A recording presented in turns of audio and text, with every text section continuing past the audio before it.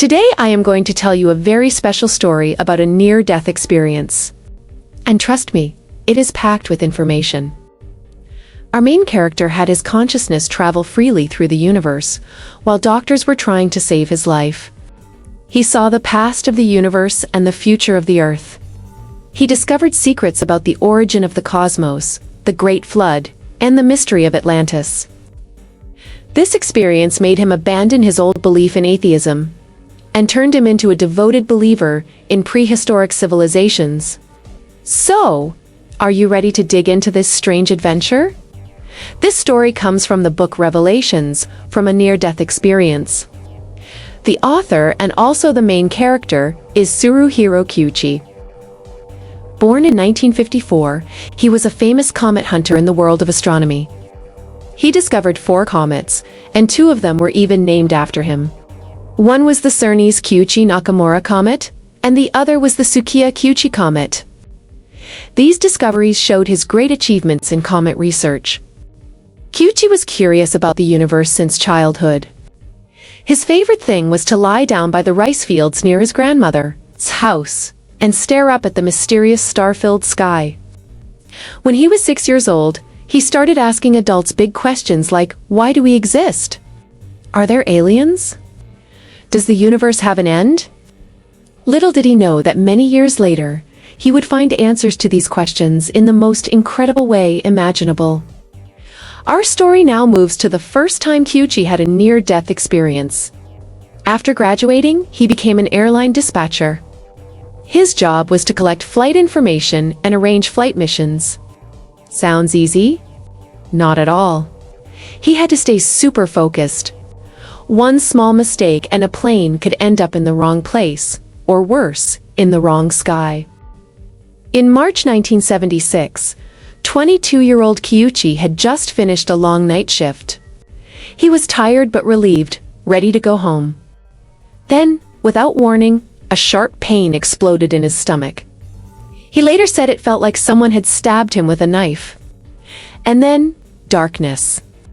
A colleague ran over and called an ambulance. On the way, his stomach began to swell like a balloon at a kid's party. The pain woke him up for a moment, but it was too much, and he passed out again. In the emergency room, doctors pushed a tube through his nose and into his stomach to drain the fluid. This made his body lose water so fast that his weight dropped from 72 kilos to 42 kilos in just one day. The diagnosis was a rare and dangerous condition called superior mesenteric artery syndrome. In 1976, only 120 cases had ever been recorded in the world. It caused a deadly intestinal blockage. Before him, the fatality rate was 100%. Yes, 100. Poor Kiuchi was told he had almost no chance. Half conscious, he heard the doctor telling his parents, in this condition, he probably has about 1 week left. His parents begged, even if it is just an X-ray, please, please try to help him. It was heartbreaking. By this time, his organs were already failing. During the X-ray, he suddenly felt a heavy iron door slam shut inside his head. Boom! And then, nothing. But nothing was only the beginning. He woke, or thought he woke, in complete darkness. Ahead he saw a light. Not bright sunlight, but a soft warm glow, like the flicker of a small fire. He crawled toward it. The ground felt wet and sticky, almost slimy. He grabbed some in his hand. Mud. How strange. After what felt like forever, he realized he could stand. He began to walk. He felt grass under his feet, sharp and ticklish, as real could be. And then, out of the tunnel, he stood alone in a wide green meadow. In front of him, a great river. The warm glow was on the far side. Am I dead? He wondered. Could this be the famous river of forgetfulness from the underworld legends? Kiuchi stood alone on the riverbank. He thought better get to that warm glow ahead. So he followed the river looking for a way across. And what do you know? Hidden in the grass, he found a small broken boat. He climbed in and started rowing with his hands. Yes, with his hands. As he rode, he kept thinking, what on earth is going on? Shouldn't the river sweep me away? How is this wreck going in a straight line? And if I am dead, why is rowing so exhausting? You see, Kiuchi had been a curious child, always asking why, and even after death, he was still a curious soul. Slowly he reached the other side. Completely drained, he collapsed on the grass. He did not know how long he lay there. When he finally looked up, he saw a campfire glowing warmly. Around it sat 4 or 5 people. Out of the flickering light, a woman walked toward him. She said, "Hey Tsuruhiro, what are you doing here?" At the time, he had no idea who she was.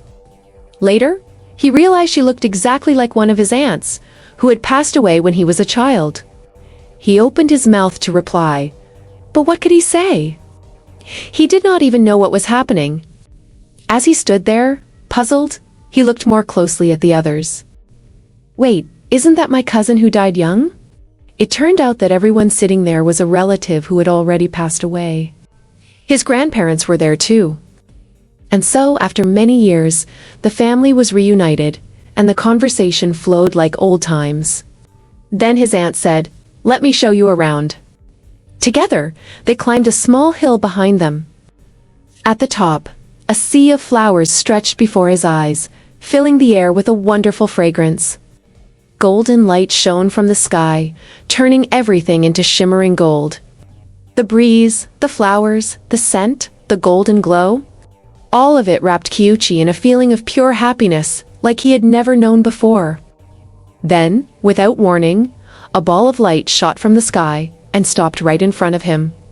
Inside the light, he saw a face.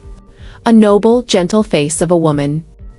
He thought, if I had a religion, this could be the Virgin Mary, or the Goddess of Mercy. As he was still wondering, a weightless floating feeling came over him. He opened his eyes. He was back in his hospital bed. But something was different. His stomach did not hurt anymore. Excited, he reached for the call button to summon a doctor. That was when he realized he could breathe in, but he could not breathe out. He took one last deep breath, and then, all at once, his heart stopped.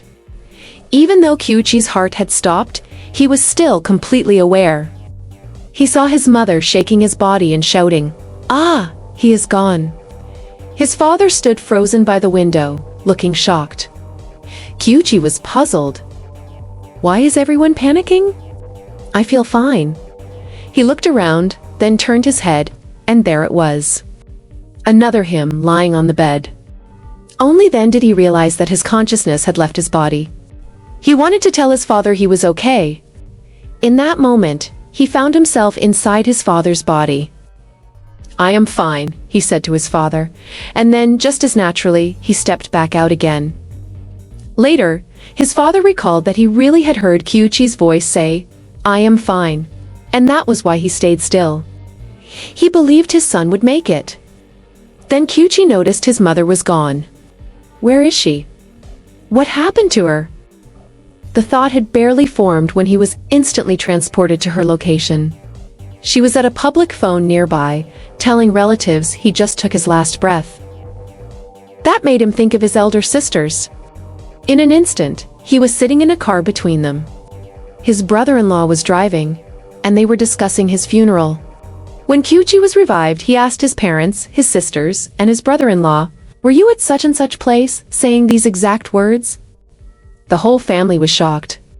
"How did you know?" They asked.